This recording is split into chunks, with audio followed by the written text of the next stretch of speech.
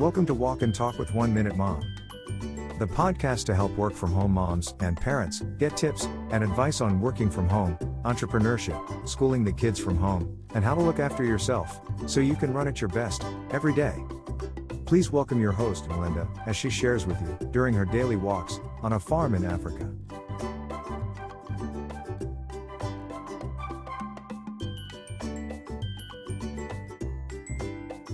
Hi there, and welcome to Soda Walk and Talk with 1 Minute Mom. I am Melinda Duprier, your hostess for this podcast. Enjoy, and please leave me your comments and visit our website as you'll see in the description. And don't forget to pick up the freebie that I mentioned at the end of the podcast.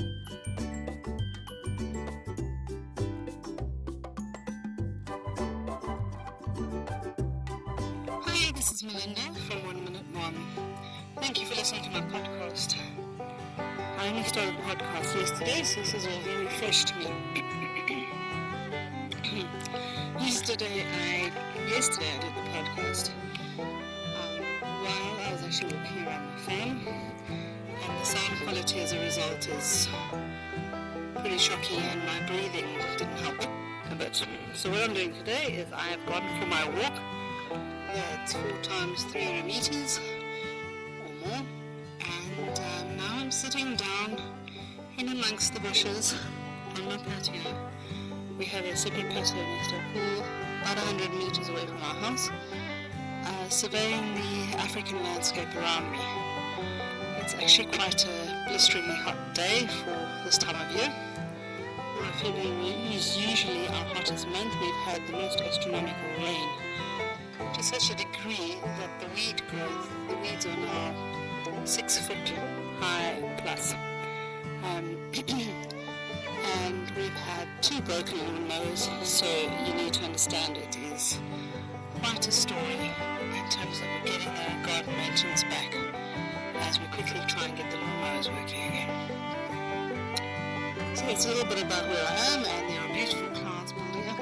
It is threatening to rain yet again, which is great, because our winters are super dry here, and there tends to be a fire hazard that gets created through the dryness. So I'd be extremely happy to avoid that this year, if that's possible. Today I want to talk about self-care as a premenopausal mom. I've spent most of my years up to like the age of 40 never having to worry about putting on weight. I've always had good metabolism, and I was a keen cyclist until I had kids and got too busy. And I never thought about weight loss or weight gain. That was other people's problems. Well, along come the 40s. Not exactly the roaring 40s, but definitely the spreading 40s. And it has proven incredibly difficult to work out how to lose weight. Putting on weight just seemed to happen when you weren't looking, and when you noticed, it's gotten quite far. Now, one of the things that I've noticed is that, and I should know this, but often we forget these life lessons. Anything that you focus on too much is going to expand. Sorry, I just realized the pun involved in that one, laughing at my own jokes. So I focused on my weight too much, and it just kept on expanding. Many years back when I was still looking for a husband, I was quite the notorious man chaser, and it really didn't work in my favor. In fact, it worked in the extreme opposite. Then a very good mentor of mine said, "Don't, just stop." And I'd had enough, and I did exactly that. I stopped chasing, and then a whole lot of life events happened, including a jaw operation, which left me looking like a bullfrog for a few weeks. And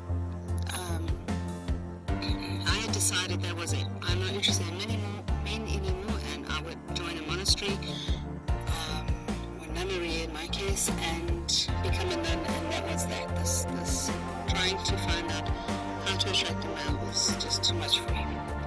Anyway, I still love out cycling, so once my jaw had healed from the operation, I finally got back on my bike and did a 40-kilometer mountain bike ride. Well, I had this really obnoxious guy random following me, behind me, and commenting as I rode.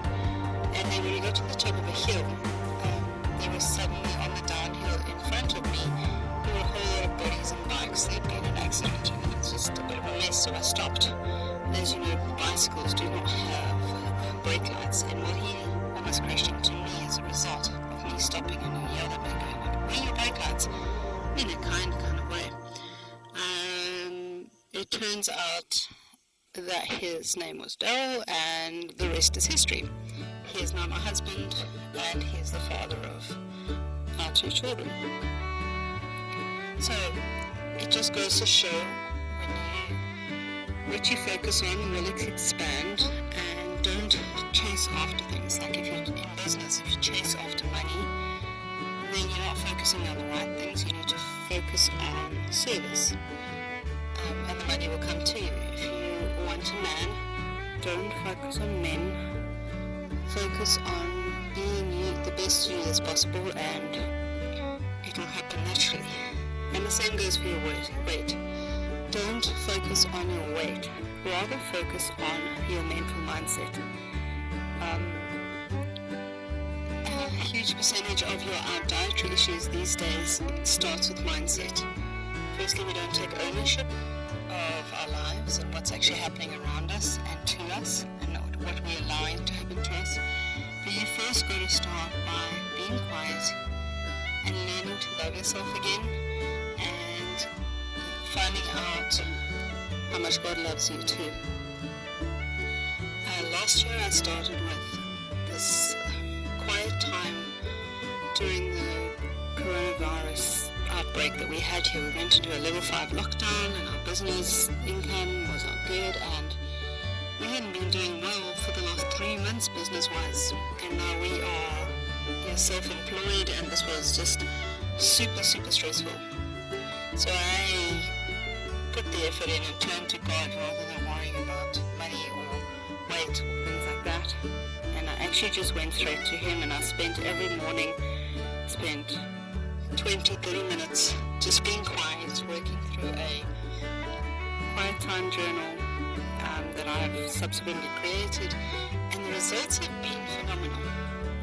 Firstly, I've learned how to be quiet when things are crazy. I've learned more on how to tap into the Word of God and understand what He's trying to say to me for the day, and even my sense that God is speaking to me has increased through this.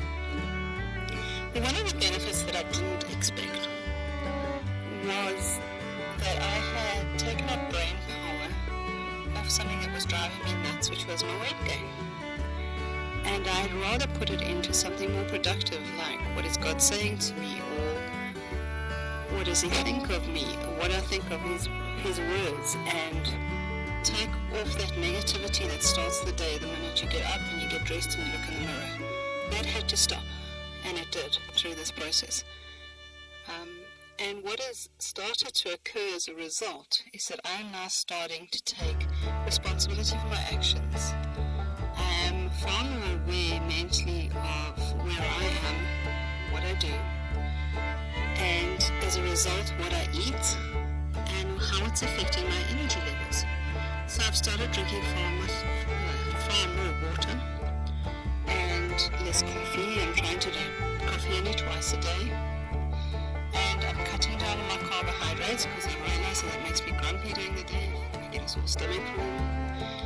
And eating whole foods, like if I'm going to eat carbohydrates, don't buy the conventional shop bought, but actually make your own.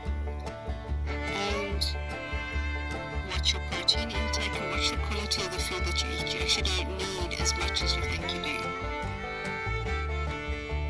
And even to the extent that when it comes time to have a second helping, just wait. Just calm down, slow down, take a break, and let your stomach actually register what it's received.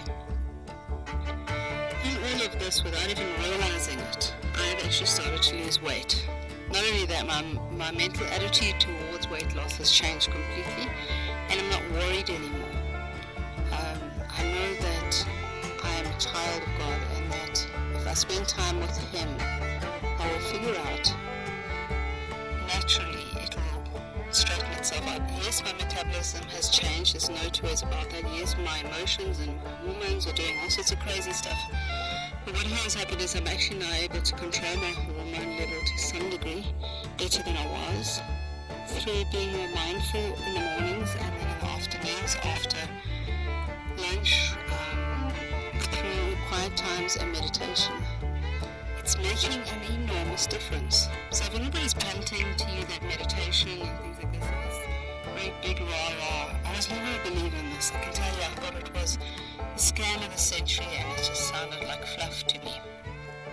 But actually, through having to find another way to cope, at the beginning of lockdown, I have come to realize, and I'm speaking to those of you who are still skeptics, that this is incredibly powerful. It's a phenomenal way to decrease your stress levels.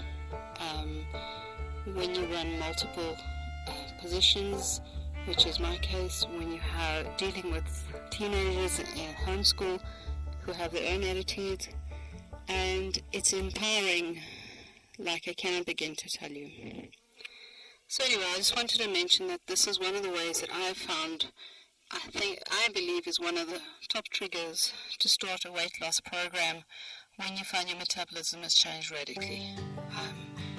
From there, you can then have the peace of mind to research foods that you can afford that are within the bracket of healthier, and take one day at a time, basically, would be my advice to you.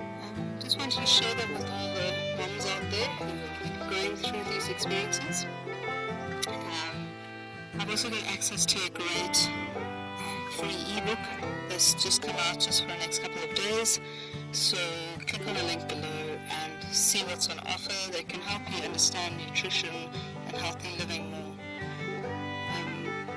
It's always been something that I'm extremely passionate about. I'm actually a permaculture designer, and my dream is to have my own food first. But I have a lot on my plate, so that hasn't come to be yet.